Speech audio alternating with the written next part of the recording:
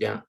Bueno, entonces vamos a explicar cómo se usa esta herramienta que se denomina Eficiencia y Costo Social en Edificación Pública, ECSE, ¿ya? Y bueno, la idea es comunicar algunos conceptos asociados a estos software y que de origen a, a este software, ¿ya? Para que quede más claro. Y voy a partir con el concepto de eficiencia energética. ¿Qué estamos entendiendo por eficiencia energética? Bueno, es utilizar menos energía sin sacrificar el confort y la actividad económica, ¿ya? Esto es muy importante, sobre todo el tema de sin sacrificar el confort, ¿ya? Porque eso establece una base de comparación. Bueno, yo he sabido de muchos casos, bueno, seguramente aquí ustedes lo saben mejor sobre el tema, de colegios, por ejemplo, que estaban en la frontera, ¿ya? Y que, por lo tanto, y no tenían agua caliente para bañarse. Comprenderán ustedes que, aunque uno ponga mucha eficiencia energética para proveerles de agua caliente a esos niños, haga lo que haga, ¿no es cierto? Va a salir más caro, ¿ya? Porque ahí la base es muy mala y no tiene confort, entonces de ahí el tema del confort, ¿ya? Vale decir, en ese caso me tengo que comparar con una situación en que se cumple con las, ¿no es cierto?, estándares de confort para esos niños, ¿ya? De ahí que es muy importante establecer un estándar, ¿ya?, de confort, ¿ya? ¿Sí? Entonces, utilizar menos energía está sujeto a sin sacrificar confort y, por supuesto, la actividad económica, ¿no? Bueno, ¿y por qué preocupa que esto se aplique a los edificios en Chile? Bueno, solamente para reflexionar, aquí tengo una nota sobre el consumo de energía y emisiones de los edificios. Y en Chile las edificaciones son responsables de un 22% del consumo de la energía final de nuestro país, ¿ya? Lo que representa además un 7% del total de emisiones de CO2. Y esto según el balance de energía nacional de energía 2018 y el inventario de emisiones de 2017. Y esto equivale a nada menos que 77.042 gigawatt horas de energía y 6,5 millones de toneladas de CO2, ¿ya? O sea, es importante que no hagamos cargo en las edificaciones de este tema, ¿ya? Aquí el 22%, ¿sí? Bueno, ¿y qué se ha hecho a la fecha en este tema? Bueno, se han hecho hartas cosas. De hecho, aquí me faltan algunas últimas cositas que se han hecho, pero aquí está la mayoría. Empezamos con la reglamentación térmica del 2000. Está el Manual de Diseño Pasivo y Eficiencia Energética en Edificios Públicos 2010. Están los términos de referencia estandarizados del MOL 2012. El Sistema de Calificación de Energética de Viviendas 2013. Estrategia Nacional de Construcción Sustentable 2013. El Código de Construcción Sustentable 2014. Certificación Edificios Sustentables CET del 2014. El Programa Construye 2025 de Construcción Sustentable para Vivienda de Chile y Plan de Descontaminación Ambiental 2014-2016, ya por nombrar algunos. O sea, hemos tenido un trayecto largo con esto de la eficiencia energética. Ahora en particular, a nosotros nos va a interesar para ECSE mencionar el Manual de Diseño Pasivo y Eficiencia Energética, porque este fue un estudio Corfo muy interesante porque aquí se aplicó método científico para muchos edificios de Chile, a lo largo de todo Chile, ¿ya? ¿Por qué digo método científico? Porque se pusieron a medir en tiempo real, a monitorear en tiempo real, distintos parámetros de energía energéticos de edificios que se construyeron con medidas de eficiencia energética, ¿ya? Y de aquí empezó a nacer ECSE.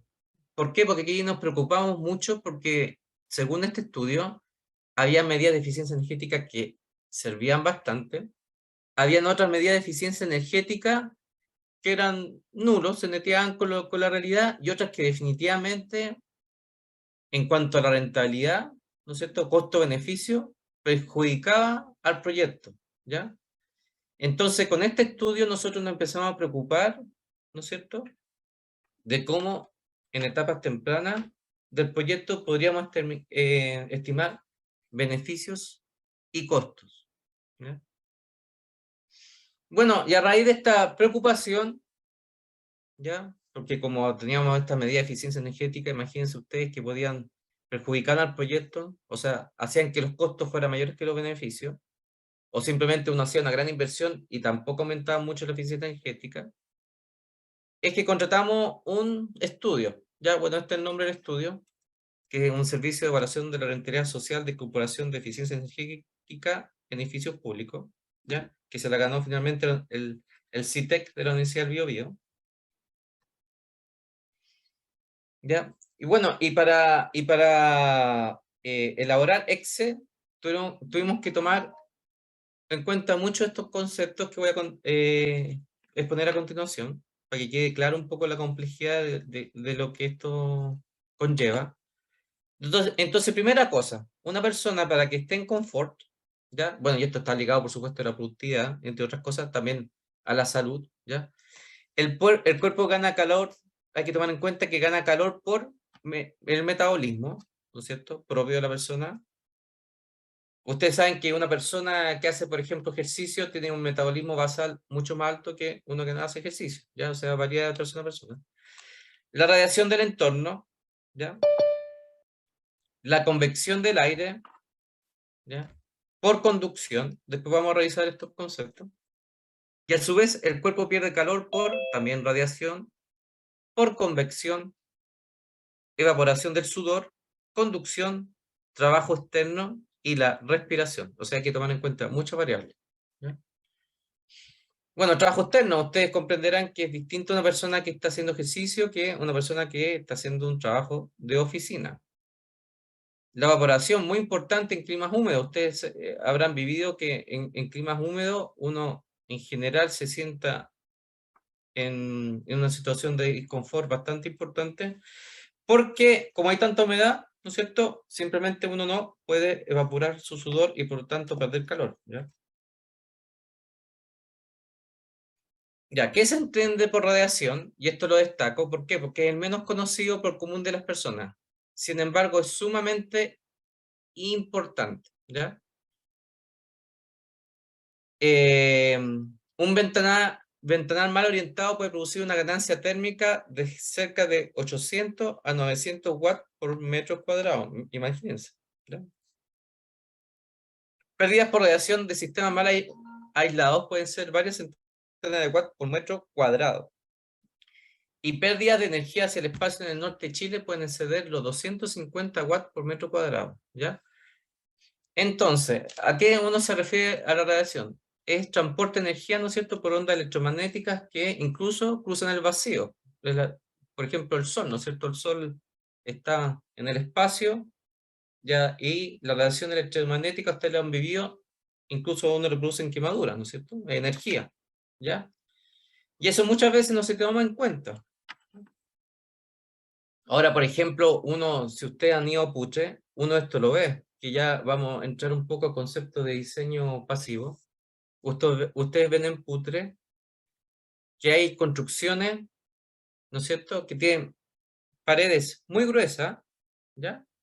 Y ventanas chiquititas, ¿ya? Pues como están a gran altura y en el norte de Chile, tienen una ganancia justamente térmica muy importante por radiación. Entonces tienen las ventanas chiquititas, ¿ya? Y por otro lado tienen las paredes bastante gruesas.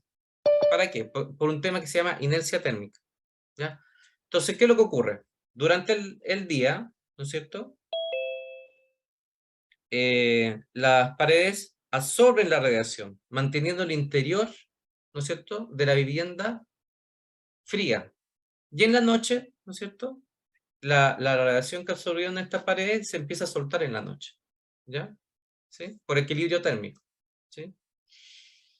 Entonces hacen que la vivienda finalmente con puras medidas de diseño pasivo sea agradable vivir allí, ¿ya?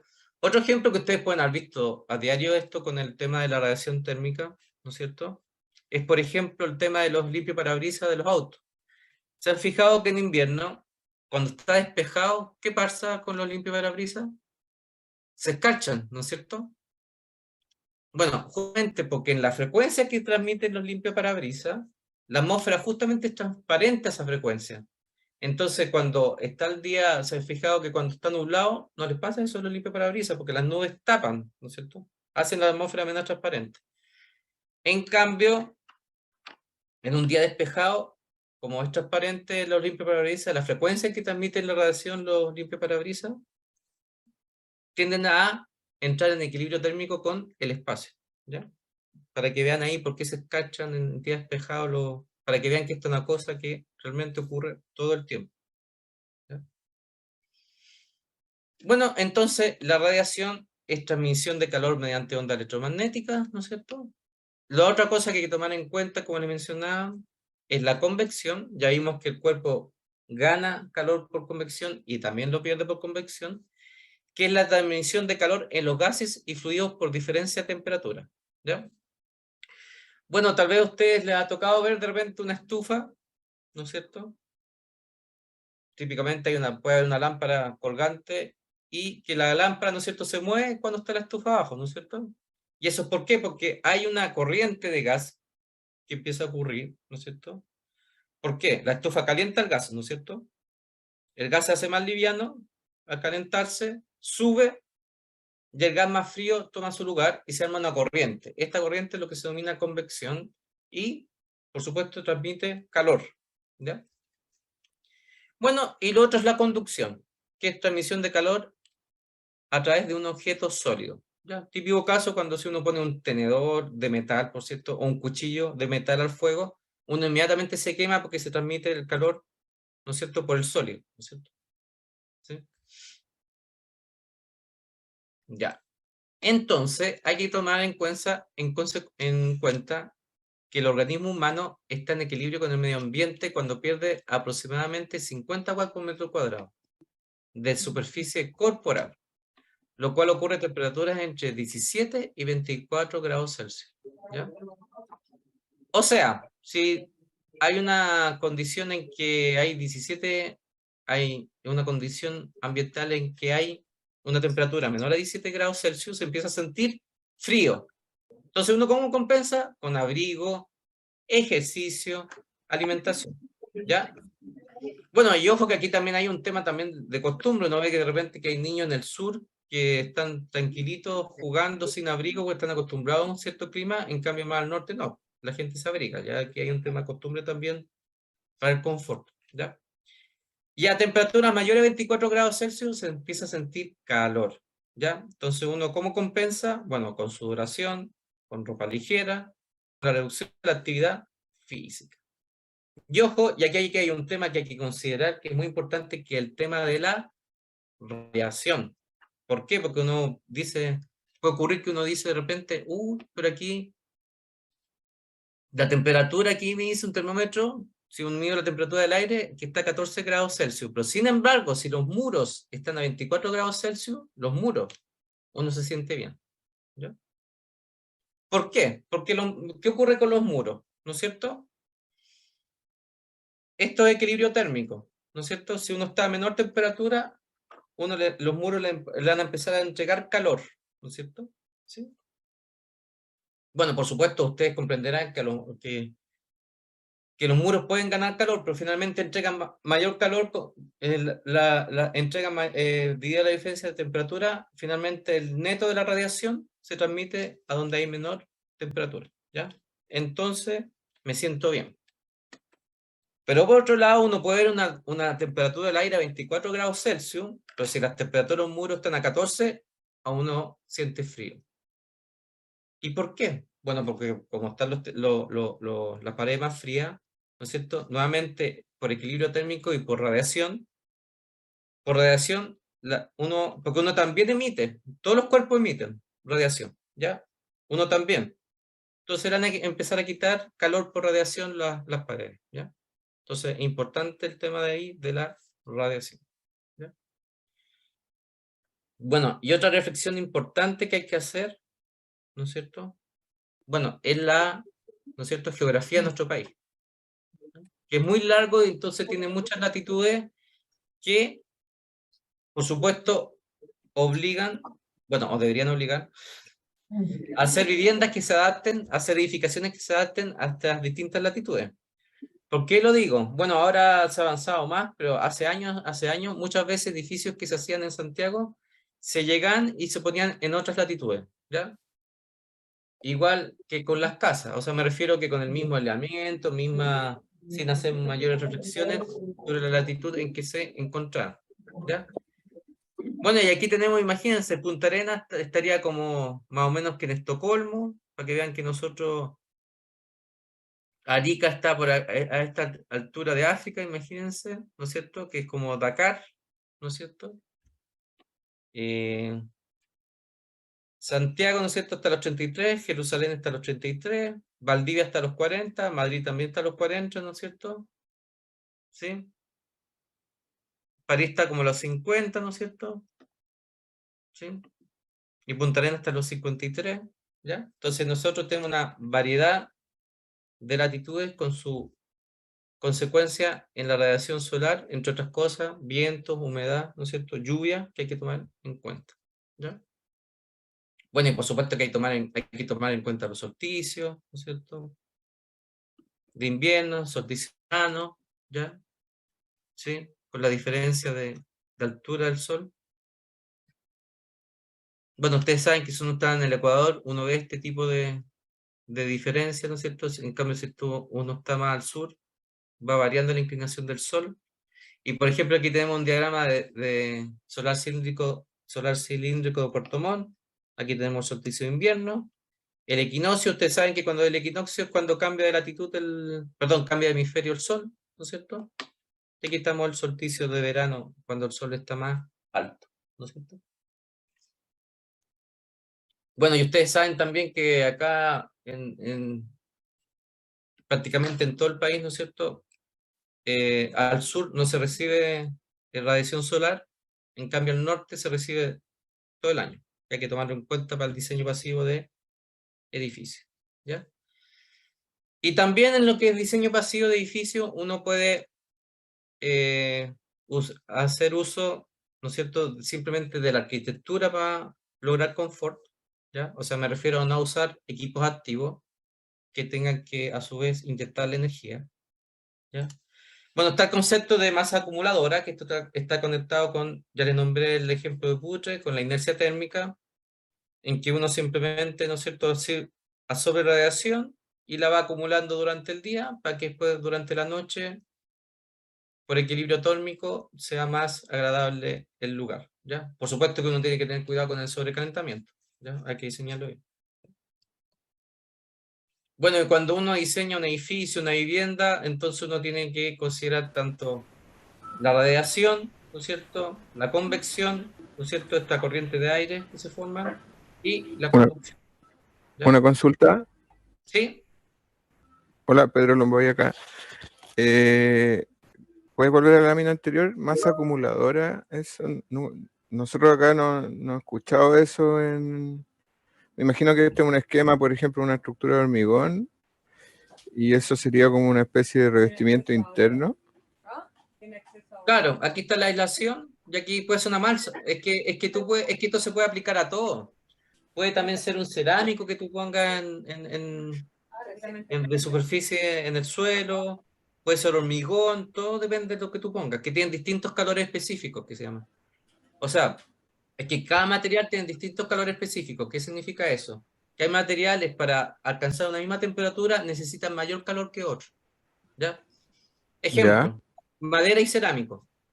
¿Qué ocurre normalmente? Tú cuando estás en un edificio o en una vivienda, supongamos que tenemos un sector con madera y otro sector con cerámica. claro. Y está Va a ser más frío el calefaccionado. cerámico. Ojo, Ya. no es más frío. Porque si está todo, por eso que el calor específico es lo importante. Es que en el suelo. No, no. Tanto, fíjate que si tú tienes temperado todo a la misma temperatura, ¿están a la misma temperatura el cerámico y la madera? Sí, pues. Si, lo- Si, está- si logra si tú si logra un equilibrio térmico, sí, pues. no, pues en equilibrio térmico sí, pues, supongamos. Pero sin Claro, embargo, si tú vas a pie pelado, es que por eso que hay que tener cuidado con el concepto. Si tú vas a pie pelado, a ti te va a parecer que la cerámica está más fría. ¿Por qué? exacto. porque lo que ocurre que la madera tiene un calor específico, ¿no es cierto?, menor, entonces absorbe menos calor para alcanzar la misma temperatura. Entonces, supongamos que tú estás a 37 grados Celsius y la vivienda está, qué sé yo, a 22. Entonces, claro, la madera te va a quitar calor para llegar al equilibrio térmico con tu piel, pero te va a quitar menor calor que la cerámica, porque al tener un mayor calor específico la cerámica, te va a quitar mayor calor para estar a la misma temperatura. ¿Ya? Por eso es la sensación. ¿Ya? Ah, la sensación, perfecto. Mira, es que nosotros, por ejemplo, que hacemos jardines infantiles, dejamos de usar cerámico porque los niños, en las edades que nosotros atendemos, pasan mucho en el suelo. Claro. Y antes se usaba cerámico en la sala y los dejamos de usar precisamente por la sensación fría que tenía el cerámico, aparte de lo duro por los golpes. Claro, es que te quita más calor el cerámico cuando entra en contacto con el cuerpo. Claro. Entonces, como para bajar la pregunta, la masa almacenadora es cualquier material. ¿Qué sería lo más recomendable para que la sensación térmica sea menor, en el sentido de que se sienta menos frío? Claro, no, mira, lo que pasa es que aquí normalmente los edificios se hacen de hormigón, entonces hay que considerar el hormigón como masa acumuladora en general, en los edificios públicos. ¿Ya? Porque eso es lo que más tienen los edificios públicos en general. ¿Ya? Sí, no, lo que nosotros hacemos acá en la región, sí, lo que se propone en general es más, bueno, sí, Sí, los suelos sí terminan siendo de hormigón. El suelo para nosotros es lo que más tiene en contacto, claro. por lo mismo que los niños gatean y todas esas cosas. Claro, no, pero lo que yo te expliqué es más instantáneo, pero esto del hormigón es más a largo plazo, porque son las paredes gruesas, que como emputre, que en el fondo te absorben gran cantidad de calor y que tienen que ver con el confort también. ¿Ya? Vale, vale, vale. Gracias. De nada. Ya, bueno, y bueno, acá les mencionaba que en el fondo uno tiene que tener en cuenta todas las formas de ganancia de calor que hay, ¿no es cierto? Como la radiación, la convección, la conducción, ¿ya? Hay otras medidas de diseño pasivo, ¿no es cierto? Como el muro trombe, ¿no es cierto? ¿Sí? ¿Qué es lo que hace el muro trombe? Bueno, que uno aquí tiene como una ventana, ¿no es cierto?, por la que se gana radiación, entonces este espacio se calienta y se arma una corriente acá por convección, ¿no es cierto? Y ese mismo muro trombe, ¿no es cierto?, también se puede utilizar, ¿no es cierto?, para refrigerar también la dependencia, ¿ya? ¿Sí? Para que entre aire frío. Ya, entonces, bueno, hay varias estrategias de diseño pasivo para abordar este tema.